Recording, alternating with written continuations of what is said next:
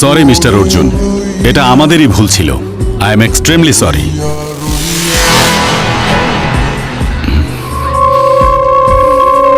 আর এই ভাইরাপ্পা, অর্জুনের বিরুদ্ধে যে এফআইআর দাখিল করেছে তাকে হেফাজতে নিয়ে জিজ্ঞাসাবাদ। Okay sir.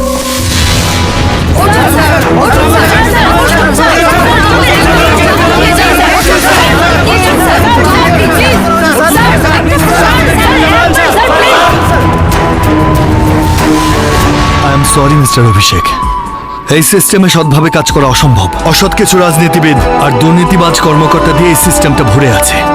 এরকম লোকের অধীনে কাজ করার চেয়ে বেকার ঘরে বসে থাকা ভালো। মাফ করবেন অভিষেক।